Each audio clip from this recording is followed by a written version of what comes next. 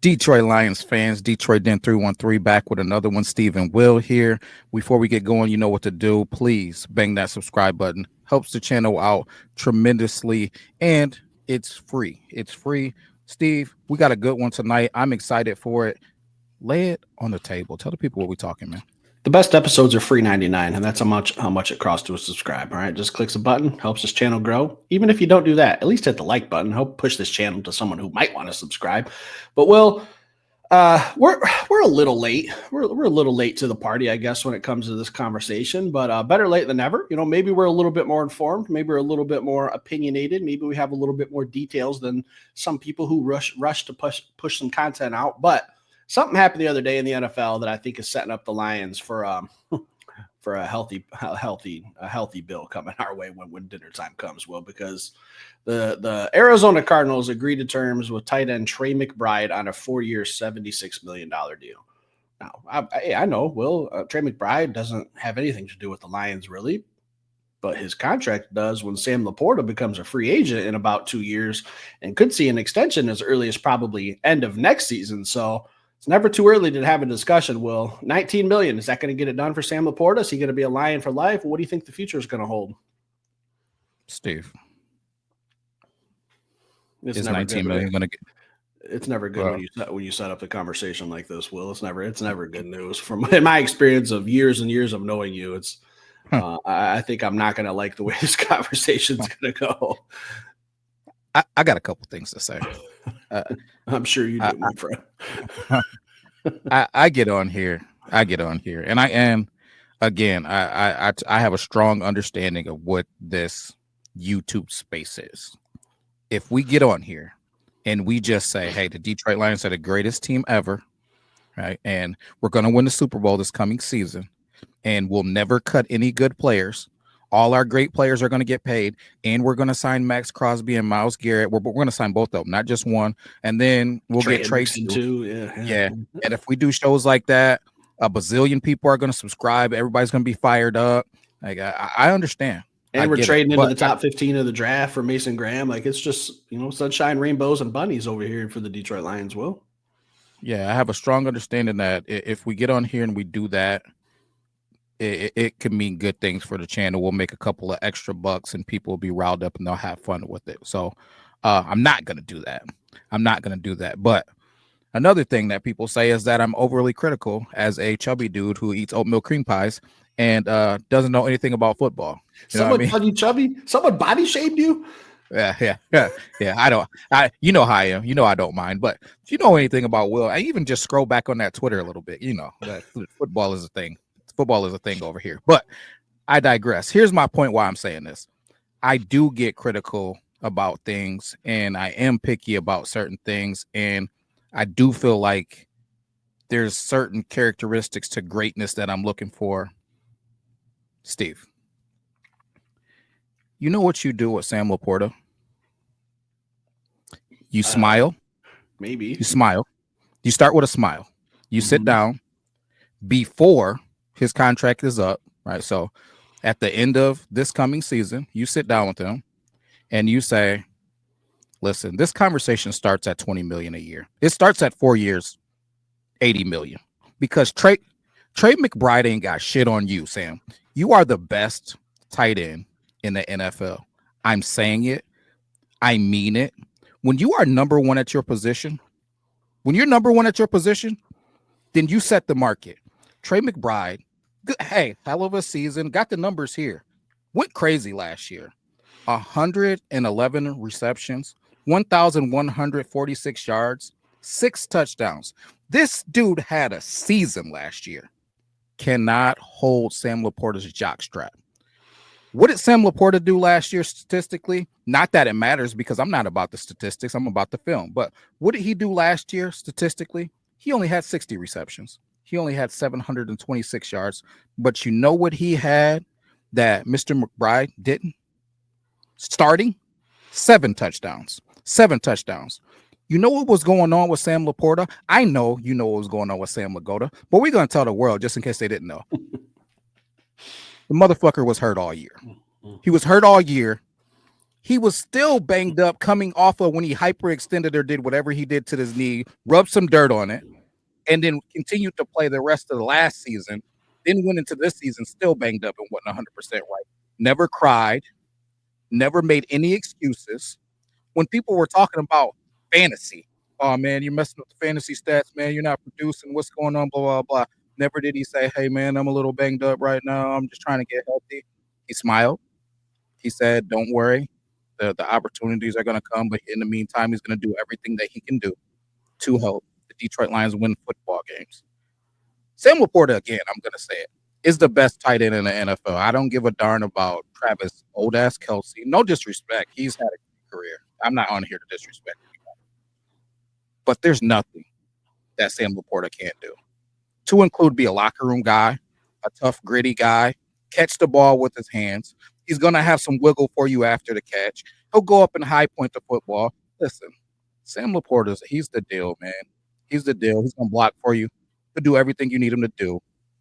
Brad, you sit down with Mr. Laporta over whatever he likes. I don't know, a soda, a beer, whatever it is that he loves. You sit down with him and you say, sir, it's $20 million. If not, then let's figure this thing out. I need you to be a Detroit Lion. I need you to be a safety blanket for whoever our quarterback is until your little wheels don't work anymore. Steve, are we on the same boat or are you in a different stratosphere? Because if you ain't in the same stratosphere as me on this, I don't know what I may do. I really don't know what I may do. William, I forgot to ask you the other day. How was that oatmeal cream pie that you had live on air? Was it pretty good? It was pretty good. A Sam Laporta extension would taste better, but it was pretty good. Well, I think Steve Perkins about to maybe give you a slice of humble pie. Will, I think I'm gonna give you a slice of humble pie, but not possible. In that pie, I'm gonna put some frosting on top of it, and you know what it's gonna say, Will? I better say Sam. You're absolutely right. You're absolutely right about everything you just. But when you said he's the number one tight end in the NFL, the only guy who I think could maybe even make a case you didn't even mention, and it's Brock Bowers. But we're splitting hairs. Sam Laporta has quickly grown and slowly becoming one of my favorite Detroit Lions. All right. And if you guys are watching our show long enough, when we drafted Sam, I was very transparent, very open. I said, I don't know. I'm still a little bit scarred from taking some tight ends in the past. TJ Hawkinson, who's still having a pretty decent career. Eric Ebron, like I was scarred. So I drafted Sam Laporta. I was like, oh, man, I don't know. I'm just not ready for another tight end to disappoint me. He's done everything but disappoint me. We talk about his stats this past season. I can't remember what you said, over 1,000 or close to 1,000 yards, 7 touchdowns. Well, that was a down year for him. All right. And everyone I kind of knew that was coming, but that's still pretty damn productive. But coming off his rookie year, he almost broke every tight end receiving record, Mike Ditka's record with the Chicago Bears, yards. I can't remember what the exact record what it was, but Sam was flirting with it. Double-digit touchdowns as a rookie, a little bit of a drop-off from 10 to 7 in his second year while banged up and still hurt. Yeah, I think he's definitely in the top 1 or 2 conversation for best tight end in the league right now because Kelsey's kind of on, he's on the back nine of the course. So is Kittle. I don't even know who you'd want to even mention, but it's Sam Laporta, Brock Bowers. Those are the best 2 tight ends in football. 1 or 2, it doesn't matter. If I'm Brad Holmes and I see that this Trey McBride deal got done, and I'm Sam Laporta, I'm thinking same thing as every other player. Like, deal starts at $19 million baseline. Maybe you guys throw on an extra year for me to give me a little security. Maybe you throw in a little extra guaranteed money, a nice signing bonus, and I'll sign your 5-6 year contract. But Brad Holmes did say something recently, and I can't remember the exact quote, and it does concern me just a little bit that we're going to see good players probably not be on this team. I don't know who he's referring to. I don't know who he's talking about, but he did say something along those lines in an interview about a month ago. It just tells me that someone's going to be left out. Do I want it to be Sam Laporta? No, I don't want it to be anybody, Will. I wish that the NFL salary cap would keep going up $25 million a year, and we wouldn't even have to worry about it because all of our big pieces are pretty much locked up besides Hutch. So is the money going to be there two seasons from now for us to have a Sam Laporta come back for 5 more years in the prime of his career? It could be there, but Brad Holmes has a tough decision ahead because he said that quote. He's a man of his word. He's never said anything and didn't stick by it. Don't know who that player is that's not going to be sticking around that he might think is overvalued or not producing enough to warrant the paycheck that they're seeking. I don't know. Well, it's going to be an interesting few years. But when I saw this Trey McBride stuff, I said, God dang, Sam Laporta is way better than him, and Trey McBride's getting $19 million. What's that going to look like? I haven't tweeted something out like this sets the market for what Sam Laporta is going to want going forward. He's not going to want 18.5. He's going to want at least 19 million, William. It's going to be interesting to see how Brad handles these finances, because I feel like we're having these talks every other day about who's going to get paid, who's not going to get paid. Someone's going to be the odd man out. Steve. Oh boy, here we go. I'll tell you who's not going to be the odd man out. And that's Sam Laporta. Laporta potty? Period. He will not be the odd man out. When you are, and again, I'll say it again, when you are number one at your position, you're not the odd man out. When you're 25 years old and you're number one at your position, you don't end up the odd man out. Period. This is a dude that is probably, if he stays healthy, he's going to have a gold jacket. He can go down as one of the better tight ends ever to play in the NFL, because there's nothing on a football field that he can't do. He will not be the odd man out. Security blanket for his quarterback. You need to have a guy like that on your team. No, he won't be the odd man out. Too good of a locker room guy, too good of a leader, captain. Like, coming from Iowa as a captain. This is a guy that he's just special, man. He's special. He's not regular. That you don't end up the odd man out. So when I look at guys, prospects, when I think about guys that are special, typically when you're special, you don't do the thing that you're doing in the NFL at the high school or college level a lot of times. Meaning that a guy like Aleem McNeil, he's a pretty special player. He's not just like everybody else. In high school, he was a running back. He wasn't scary. Defensive lineman. That's absolutely terrifying. Because but I mean, it just lets you know he has freak athleticism. And then obviously when you get to the NFL and you got a lot of crazy athletes, and you're not bigger than everybody, you're not faster than everybody, things change. Okay, I get it. But Sam Laporta is a special kind of athlete. He's not regular. The mindset and all that goes along with it. Let's talk about it. I enjoy run blocking, yeah. Physically dominating somebody. These are high school highlights from Sam Laporta. No, he's not lined up at tight end. He's lined up at receiver, mossing people, right? He's catching footballs, making juke moves, and taking stuff to the crib. He's not a guy that was a big body, just playing tight end and D end like most tight ends coming out of high school. No, he was running away from people, running go balls. Right?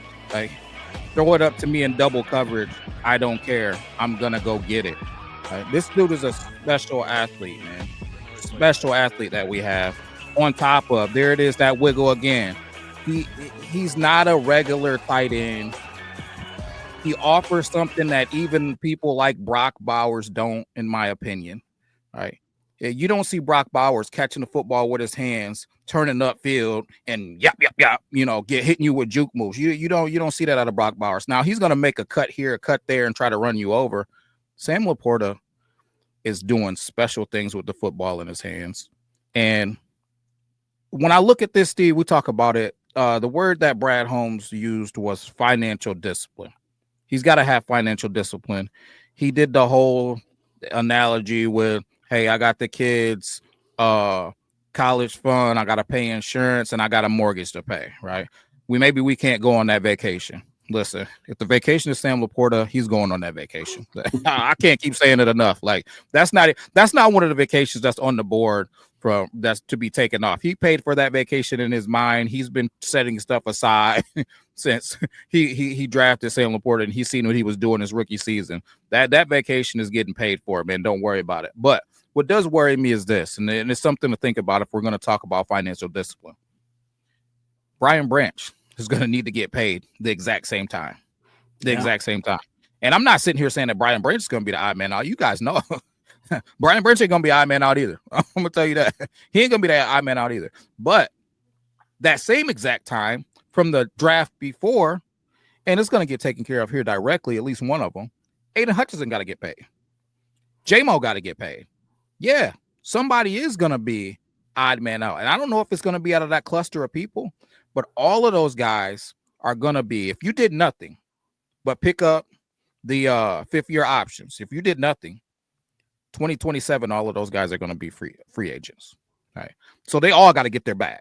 All those guys I just named, J-Mo, Hutch, Brian Branch. And then there's another guy who's kind of a curveball. A lot of people care. Some will say it don't matter. Hendon Hooker's going to have to get paid too. All right. No, I mean that. No, I mean that in all. He might not get paid by the Detroit Lions. No. But I just mean it in all seriousness, because when we have Hendon Hooker conversations, we got to talk about whatever it is that we're going to be doing with him. So is he going to be a guy that we just let walk? Because that goes back to the conversation. I'm not going to turn this into a Hendon Hooker show, but it's pertinent to the conversation that we're having right now. Is he going to be a guy that just walks out of the building in 2027?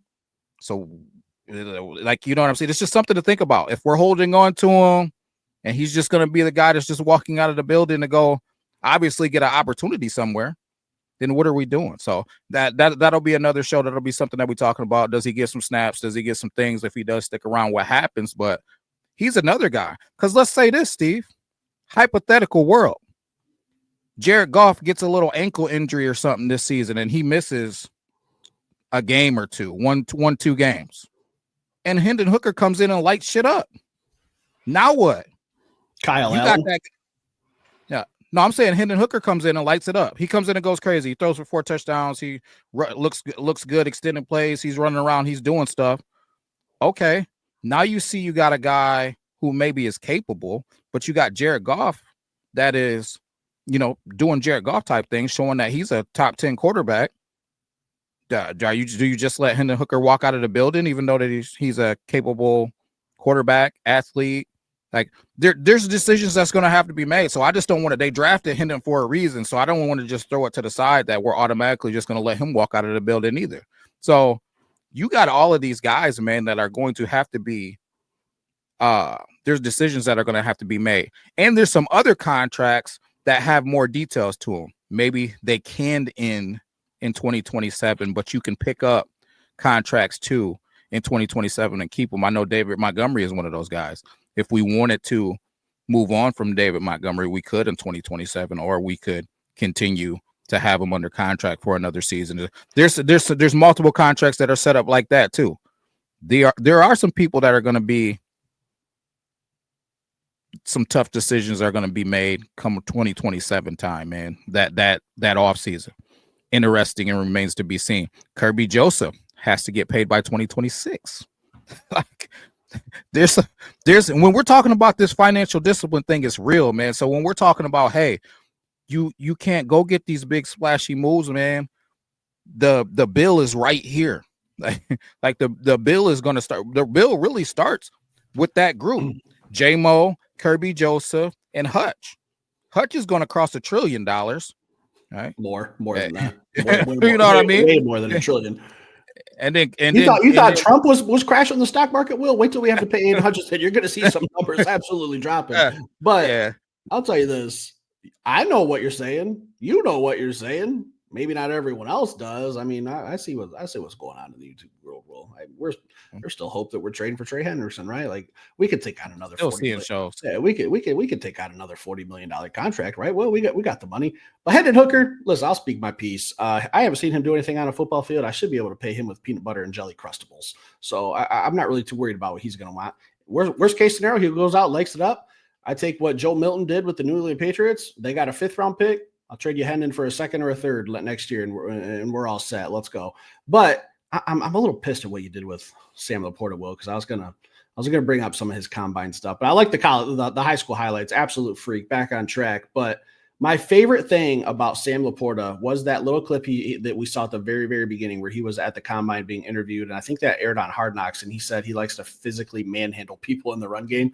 Another thing he said, they're asking, I think it was Dan Campbell, that he wasn't on camera, but I think it was his voice in the background asking him, do you think you catch the football good? Yeah, I think I have good hands. I think I'm a good security blanket for the quarterback. Dan Campbell follows up with, is there anything you think you could do better? And Sam Laporta's exact response was, I think I could high point the football better, which I'm not saying he can or can't, but what I like is He identified something he thinks he can get better at. He's going to go out there and work on it. You talked about Sam Laporta just being a team guy. Honestly, sometimes I forget Sam Laporta is even on this team because he's just a silent assassin. You never hear about him all week in practice. You never hear about anything going on.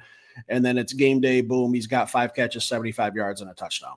Just absolutely a silent assassin. And again, he's becoming one of my favorite Lions. It's going to be hard for him to take that title as long as Penei Sewell's on this team, but or Hutch, but he's right in the mix, man. Like we got to find a way to keep him around. We'll have another conversation, I'm sure, about money going forward in the future. And, guys are going to get paid. We might see some stuff pop up right around draft time. That's when it happened last year. I don't know if it was because the draft was in Detroit last year and we went out and signed St. Brown, Penei Sewell within like 2 days. And I think the Jared Goff contract was like a week after the draft. So this might start to be the time where maybe a Hutch gets paid, or we already know J-Mo's getting his 5th-year option. So maybe we'll get some more news and we'll have a better understanding. But all those names you mentioned, Hutch, J-Mo, Kirby, Brian Branch, on top of Penei Sewell getting 20+ mil, Jared Goff in the average range of 40, St. Brown, like someone's going to be the odd man out.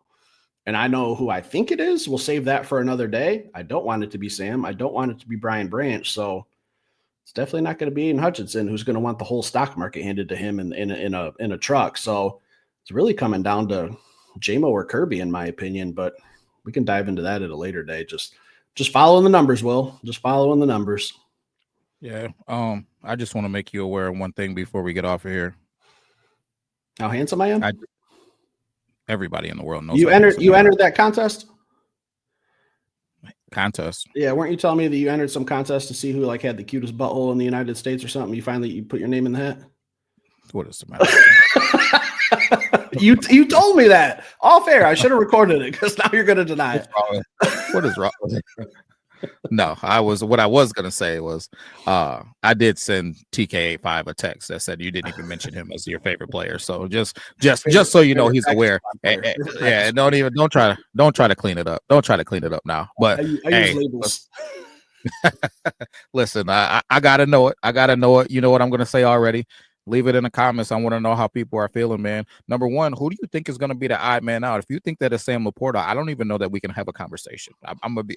It's not typical. I say that, but I don't even know how I would begin to have a conversation because I'm so far this way and you're so far this way. If you think it's going to be Sam Laporta, then I don't know. But who do you think is going to be the odd man out? Do you think Sam Laporta is the number 1 tight end in the league, man, or am I just talking gibberish, man?